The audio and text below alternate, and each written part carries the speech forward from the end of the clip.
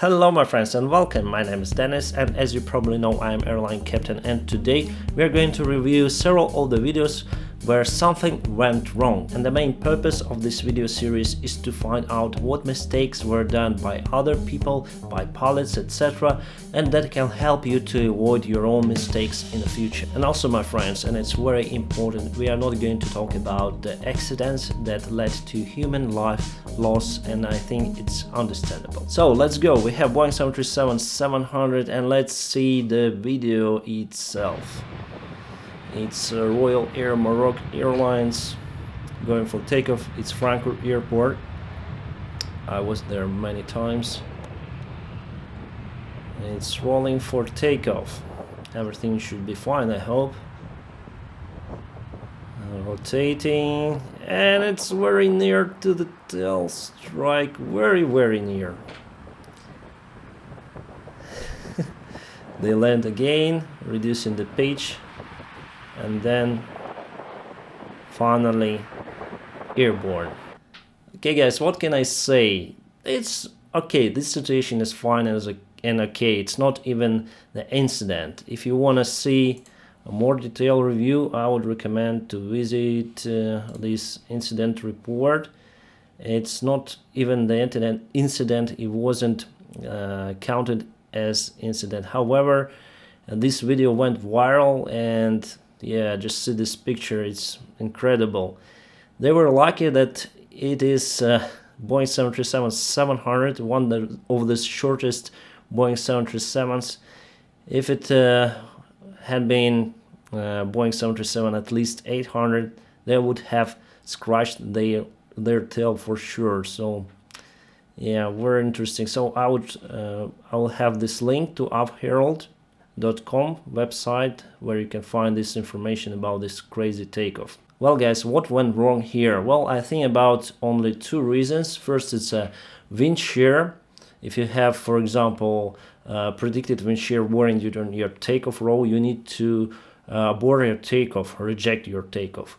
And also, if you experience wind shear without any warnings during your pre-rotation speeds near to V1, there could be no sufficient runway available for your stopping distance. So in this case, you also need to rotate as usual to pitch around 15 degrees. Maybe they experience wind shear because if you see from the beginning of this video, there was Airbus of Turkish Airlines, the Airbus A380 landing just in front of them on a crossing runway. And after that they start the takeoff roll. And also my friends, the other contributing factors were the flight spoilers. If you roll your yoke, at some point the flight spoiler starts to pump up, as you can clearly see here. So after airborne, they killed some component of lift force by deflecting the yoke. And also they left the ground effect. You're living at Boeing 737, usually leaving it at 6 feet, and after that they touch down, pitch down, gain some speed, and after that they airborne. Luckily the runway was more than enough. It's very long runway for takeoff there. And the second main reason why it could happen is because of the takeoff performance miscalculation. In my airline, for example, we use Boeing 737 official software installed on our electronic flight bags on our iPads, and it's very useful. You can recalculate your performance very fast, and of course you can use flight crew operation manual, but it will take you a very long time to calculate your takeoff performance. So if you put some kind of different data to your electronic flight bag, there is always a chance to have improper data for your takeoff. That is why two pilots have to make the independent calculations, and then they need to compare them, agree, and put in flight management computer. So here, if they did some kind of mistake, maybe they had lower speeds for V1, for rotate, for V2. I don't really know, I'm not an investigator, but it can happen, not to this aircraft particularly, but it can happen. So my friends, speaking in general, was it crazy looking takeoff? Of course it was. Was it safe? I wouldn't say so, because they nearly had the tail strike and they were very lucky flying Boeing 737-700. It's a very short model. Even 800 is much longer compared to this one. But they did proper job after all. They reduced their pitch and continued their takeoff in the most safe way possible in these circumstances. Okay guys, we have unbelievable Airbus A380 Crosswind landing during a storm at Düsseldorf 4K. Let's see it. I like Airbus A380, nice machines.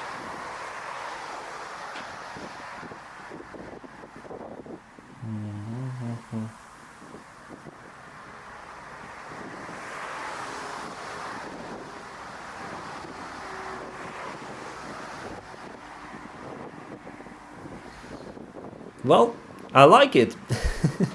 Let's review it. Well guys, we really had a crosswind condition. The wind was from their right side, or they need to have some kind of crop angle.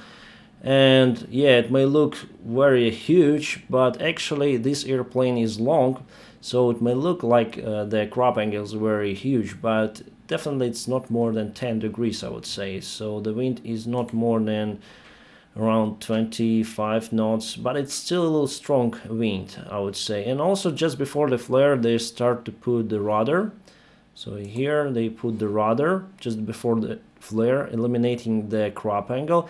And it's a proper pilot section, I would say. They touched down, oh, it's far away. They touched down the runway with a little bit of bank. Even though it was firm landing, I don't know why we don't see any spoilers.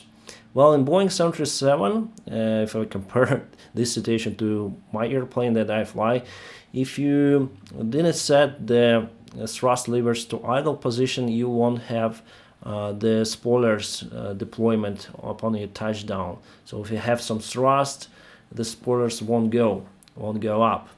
I don't know the Airbus itself. It's mystery for me why they don't have these spoilers, ground spoilers and flight spoilers pumping up. And because of that, because they had rudder, they jump up a little bit after touchdown.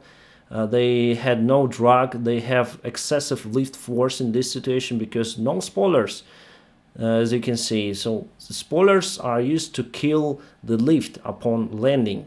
So you need to kill the lift to increase pressure on aircraft wheels, and after they continue with like this, with this rudder, of course the aircraft will move to other direction, because there is no any force that prevents it from going to other directions. And of course we have spoilers now, and then they touch down the second time, I would say. So they just jump and touched again, and then we had the flight and ground spoilers pumping up, and then they start the rudder application to other directions, so they have some kind of these fluctuations on the runway. But definitely they were controlling the airplane direction. I wouldn't say they did it far away from the center line. The aircraft was itself on the center line, whether there were main landing gear struts or nose wheel. It was quite far here, but I think they were alright with this. I think it's also the camera point, because we are not facing the runway itself. We can see the runway from a little bit of angle, so I think they were maintaining the central line. Not the nose and central line, but aircraft was maneuvering near to the central line all the time. Was a rapid application of flight controls, but I think it was more or less okay, more or less safe, even though quite uncomfortable for the passengers. I just don't know why the spoilers were not deployed upon the first touchdown. And the last video for today dated from 2006. Let's see.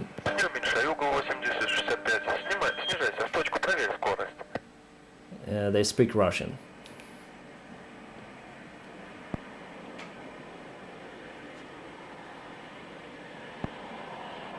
Малый газ, 85 выравнивай.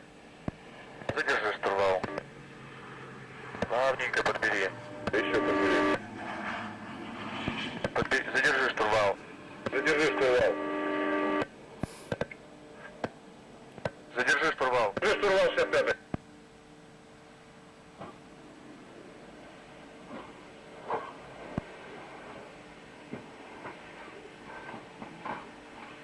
So my friends, what had happened here? This airplane is L410 and it's widely used everywhere, and also for pilot training. It's twin-engine turboprop light airplane, and the pilot, the cadet pilot who was sitting on the left side, had one of the first solos, and he was accompanied by other pilots sitting on the right.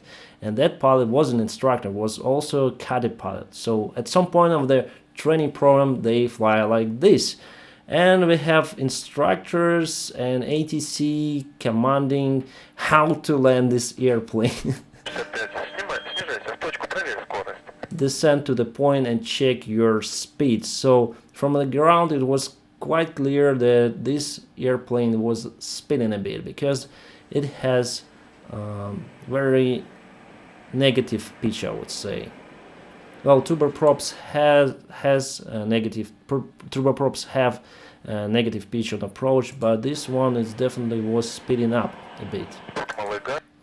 And I was commanded to, they were commanded to set to the idle thrust and flare. Выравнивай means flare. And they're flared at a very low altitude, and it was quite like ballooning, like aggressive flare a little bit. And of course they have a lot of energy because the speed was quite high. And ATC or instructor told him that hold your yoke.